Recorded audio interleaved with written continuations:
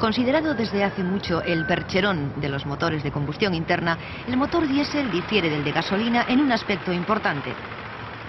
Como ya hemos visto, la combustión se produce por compresión y no por la chispa de la bujía.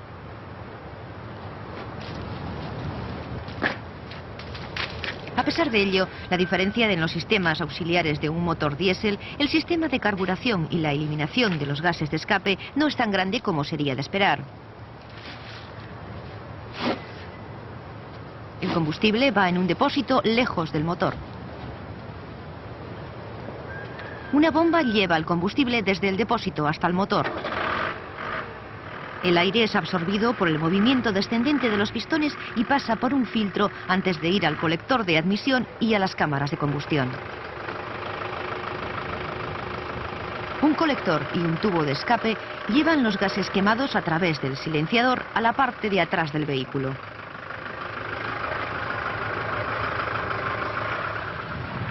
En todo esto hay poca diferencia con los modernos motores de gasolina a inyección. Quizás la principal diferencia mecánica entre el motor de gasolina y el diésel sea el modo en que el combustible llega a las cámaras de combustión.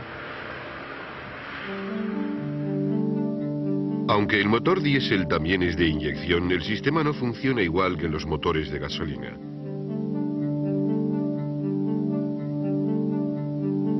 La bomba de inyección es en realidad dos bombas en una. Lleva un lado de baja presión que absorbe el combustible del depósito y otro de alta presión que lo manda directamente a cada inyector. No hay distribuidor de combustible. Normalmente lleva una bomba mecánica conectada directamente al motor, en este caso al cigüeñal, mediante una correa. El gasóleo pasa del depósito primero por un filtro que no solo lo limpia, sino que separa el agua que suele llevar el gasóleo en pequeñas cantidades. Entre el filtro y la bomba hay un tubo. La bomba manda el gasóleo a los inyectores, uno por cada cámara de combustión, a alta presión y en cantidades precisas por tubos independientes. Como en los motores de gasolina, el aire entra en el motor al bajar los pistones y llega a cada cámara de combustión por el colector de admisión. Los gases de escape son expulsados al subir cada pistón por el colector de escape. Pero si los motores de gasolina el acelerador regulaba la cantidad de aire que entraba al motor, en los diésel lo que regula es la cantidad de gasóleo que llega a los inyectores. Otra diferencia entre los motores de gasolina y los diésels es el reglaje de la inyección y el punto donde se produce.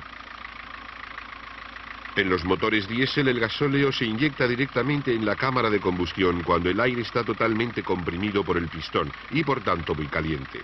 Como la temperatura del aire es superior al punto de ignición del gasóleo, este se enciende y de ahí el término encendido por compresión. Esto es distinto del motor de gasolina, en el que esta es inyectada en el aire que entra en cada cámara de combustión. Una razón de esta diferencia es que en un motor diésel la mezcla se enciende en cuanto se inyecta el gasóleo. Por eso es crítico el reglaje del encendido. A veces en los motores de gasolina y diésel el combustible no se mezcla bien y no se quema del todo. El combustible sin quemar sale a la atmósfera por el tubo de escape.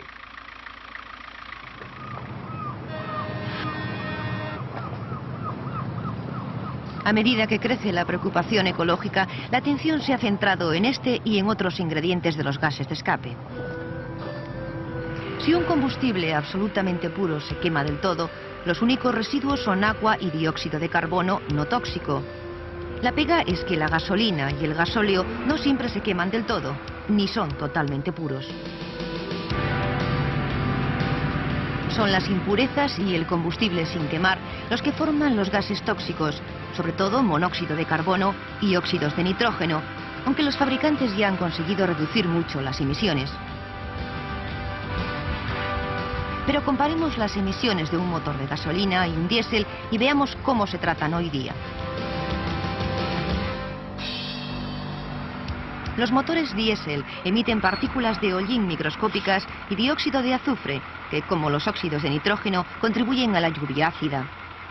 Pero por lo demás, un motor diésel contamina menos que uno de gasolina, aunque con los modernos sistemas purificadores la situación es casi la misma. Como hemos dicho, los gases de escape de cualquiera de estos motores pueden contener combustible sin quemar en forma de hidrocarburos. Otros gases producidos también por los motores de gasolina y diésel son los óxidos de nitrógeno, conocidos como NOx. Han sido objeto de atención en Estados Unidos, donde en ciertas condiciones geográficas y climáticas han producido la llamada niebla fotoquímica, con la formación de altos niveles de ozono tan importante en las capas altas de la atmósfera, pero perjudicial a nivel del suelo.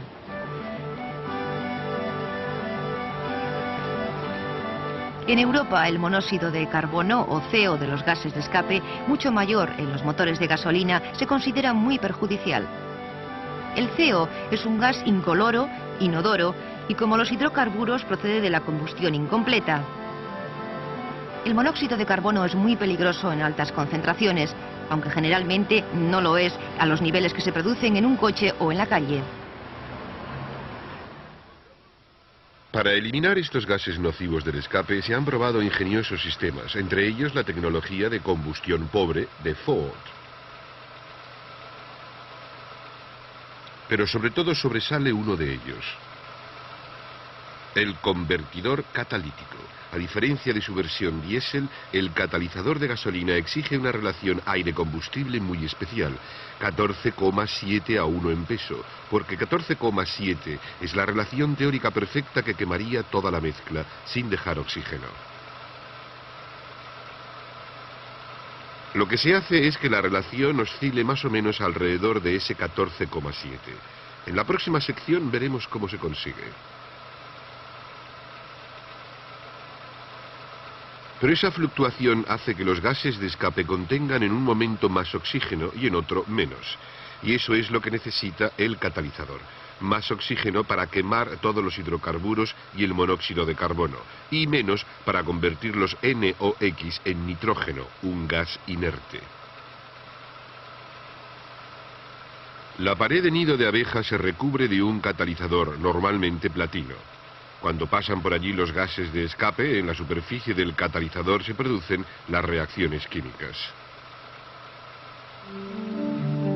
El catalizador del motor diésel tiene siempre oxígeno de más, por lo que no reduce los NOx. Pero esto es aceptable, porque en primer lugar los niveles de NOx son menores en un motor diésel. Para ser eficaz, el catalizador tiene que estar a unos 450 grados centígrados, un problema si el motor y por tanto los gases de escape está frío. Un motor de gasolina frío con una mezcla más rica produce gran cantidad de gases con gasolina mal quemada o sin quemar, que forma hidrocarburos. Este doble problema se reduce con un sistema llamado de aire pulsado, montado en el colector de escape, que está muy caliente desde el momento en que se pone en marcha el motor. Hasta que el motor alcanza su temperatura normal, el sistema absorbe más aire que se mezcla con el combustible sin quemar. Esta mezcla se autoenciende y se queman los hidrocarburos, un gran paso adelante para reducir las emisiones. Y esta combustión secundaria en el tubo de escape hace que el convertidor llegue inmediatamente a su temperatura ideal. Cuando el motor está caliente, otro sistema de control de emisiones que refuerza al catalizador de los motores de gasolina y diésel es el sistema de recirculación de los gases de escape, o EGR. En él se recicla parte de los gases de escape que vuelven al colector de admisión y por tanto a entrar en el motor. Esto tiene el efecto de reducir las altas temperaturas de la combustión, lo que a su vez evita la formación de NOx.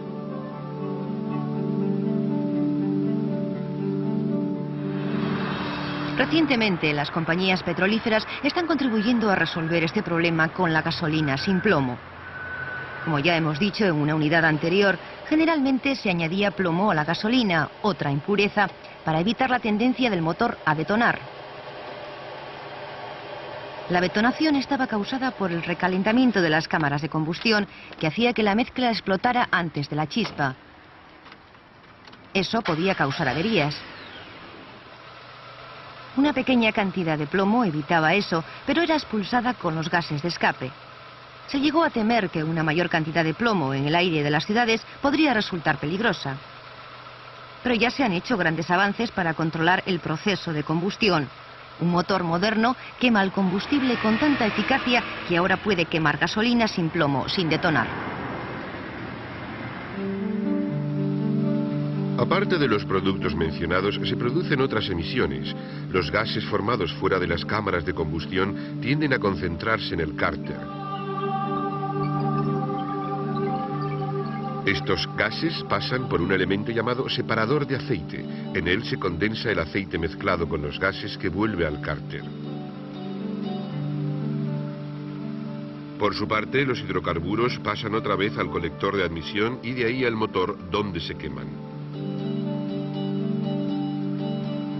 Otro hidrocarburo, el benceno, está presente en los gases del petróleo.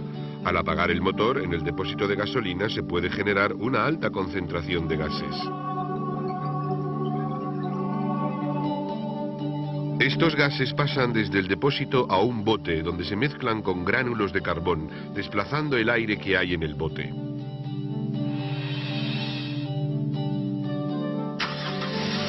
Cuando se vuelve a poner en marcha el coche, los gases son absorbidos hacia el colector y se queman.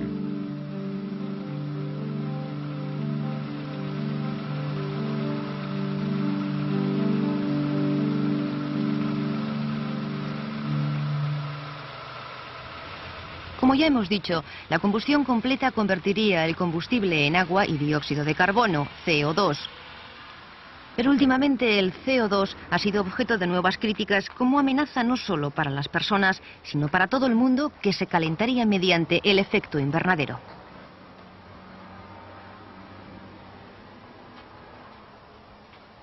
En las capas altas de la atmósfera se acumulan ciertos gases llamados de invernadero, de los que el CO2 es el más abundante. Como las paredes de cristal de un invernadero, esos gases dejan entrar los rayos del sol, pero evitan que salga el calor que generan en la Tierra. La humanidad produce cada vez más cantidad de estos gases y los científicos dicen que puede afectar seriamente al clima de la Tierra. Ya a principios de los años 60, los fabricantes de motores empezaron a responder a la preocupación del público por los gases de escape de los vehículos. Esta investigación y la demanda de motores de menor consumo han conducido a vehículos no solo más limpios, sino más económicos. Continuando este esfuerzo por conseguir motores más económicos, los fabricantes pueden reducir la emisión de dióxido de carbono a la atmósfera, a lo que contribuyen los gases de escape de los coches en un porcentaje pequeño pero significativo. Un efecto beneficioso de estas emisiones más limpias será la mayor duración de los sistemas de escape.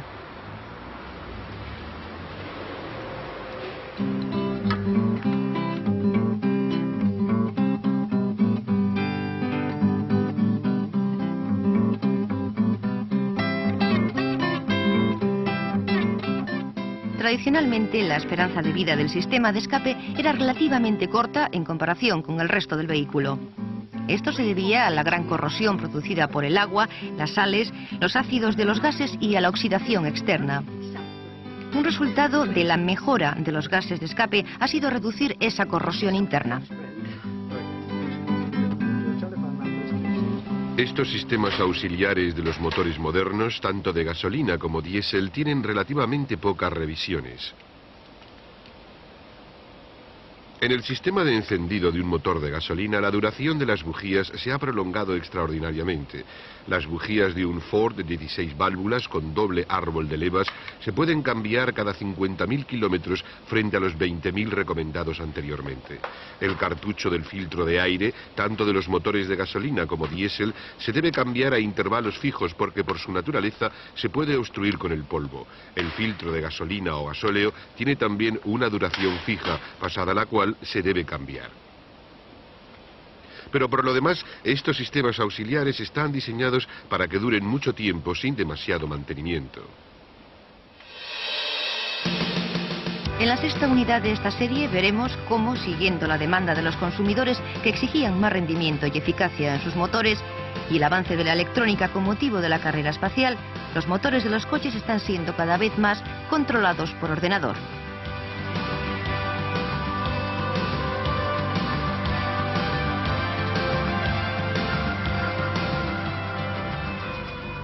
Diez años después, la gestión de un motor es algo muy sofisticado que controla cada función,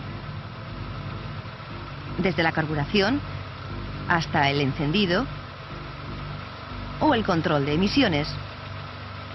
Todo ello se regula y controla electrónicamente.